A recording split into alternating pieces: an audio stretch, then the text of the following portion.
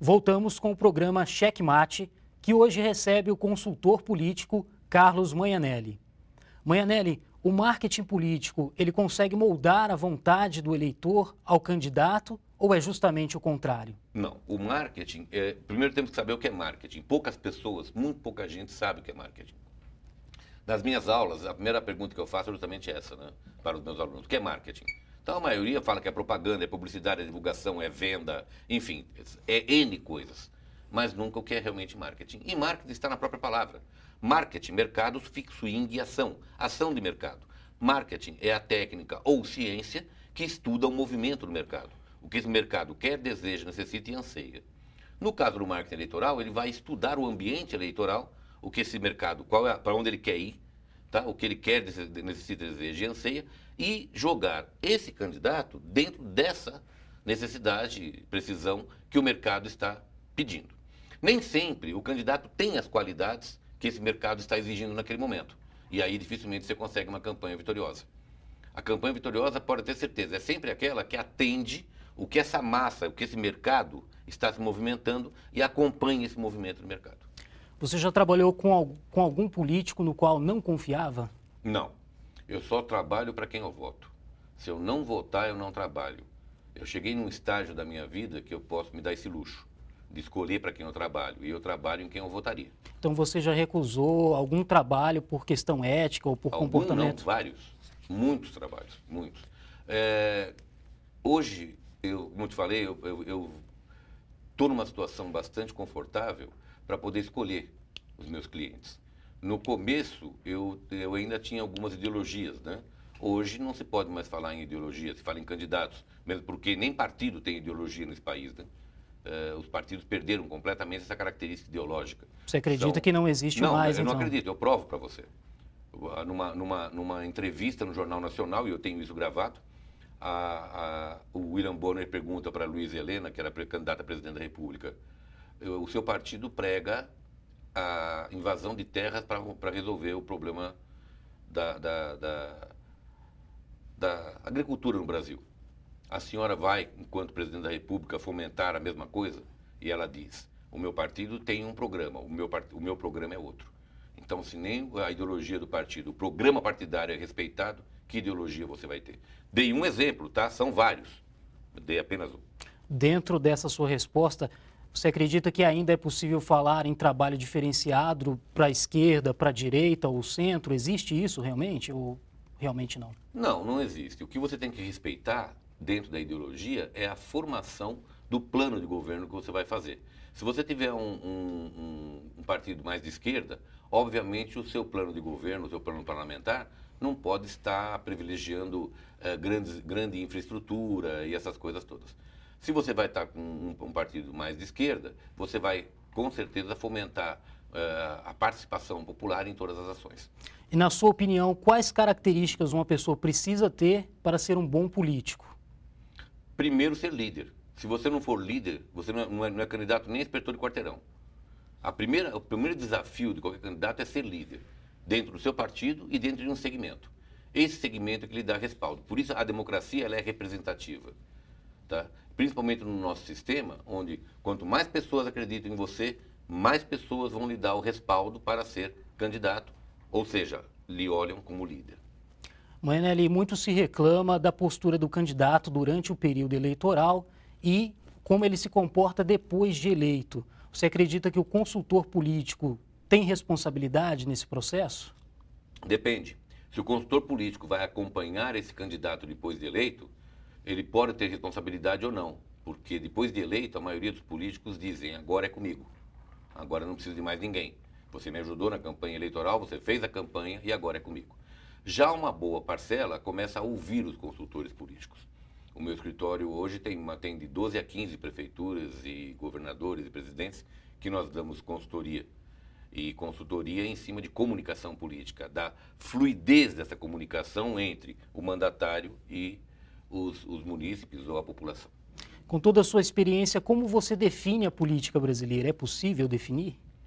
Não, a política brasileira, eu prefiro definir a democracia brasileira. A democracia brasileira está nascendo, nós estamos engatinhando, nós estamos crescendo, a democracia começa a crescer agora, né? Começa a se perceber que partidos que existiam até pouco tempo altamente ideológicos, quando no poder mostraram que a ideologia não era por aí e se perderam essa ideologia toda e perceberam que no mundo que nós vivemos no Brasil, no mundo democrático do Brasil, você tem que ter posturas de conciliador. Não dá para ter postura de bater de frente com tudo. Nos seus mais de 30 anos de experiência, quais são seus políticos brasileiros preferidos e por quê? Olha, eu não tenho político preferido, não, viu? Se você me falar em político preferido, eu vou te falar. A história de alguns políticos me impressiona, como John Kennedy.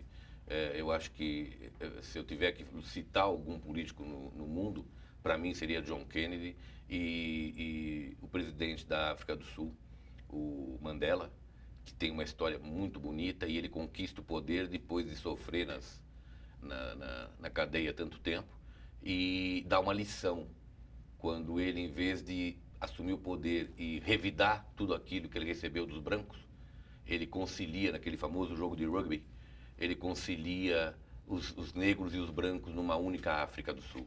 Isso é lindo, isso é o típico do espírito do político que eu gostaria de ver no Brasil.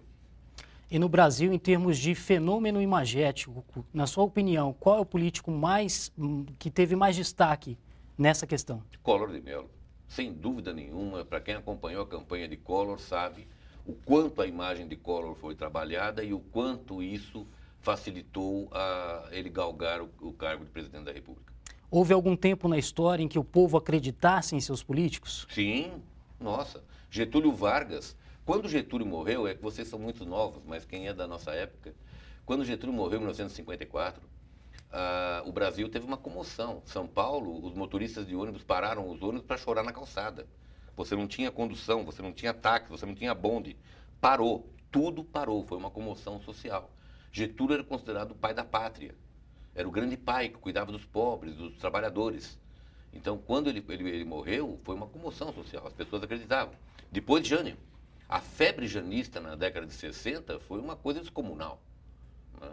E logo depois você teve não é nem o Quércia, mas o PMDB em 74, que fez a maioria dos governadores e senadores. Reforma política. As propostas em análise atualmente, você acredita que elas colaboram para um quadro político melhor? São relevantes, não são? Qual a sua opinião? Olha, para mim ainda são muito incipientes e eu não acredito que elas sejam colocadas, tá? Porque quem está no poder dificilmente vai abrir mão do poder. E essas novas colocações, essas mudanças que estão sendo propostas, iria enfraquecer um pouco quem está no poder. E isso eles não gostam muito, não. De que maneira a proibição das propagandas eleitorais, dos showmícios, interferiram no marketing político? Você acredita que melhorou, piorou? Foi a Lei 11.100. Essa lei ela veio baseada no seguinte princípio: quem está no poder quer permanecer no poder. E a 11.100 ela proíbe brinde, ela proíbe showmício, ela proíbe imagem externa em programas eleitorais e não em inserts, enfim, ou o contrário. Mas isso foi feito para que quem estivesse no poder preservasse esse poder. Porque as novas lideranças é que precisavam de showmício, chamar a gente para se apresentar como nova liderança. É quem precisava de brinde para chamar a atenção de que ele existia, ele era uma nova opção. Então, o que quem está no poder fez? Ele cerceou os veículos de comunicação de tal forma que quem está no poder e faz comunicação durante 4 anos, aparece na televisão, no jornal, no rádio, está sempre na mídia, esse não precisa fazer campanha. Ele faz campanha de 3 meses e se elege.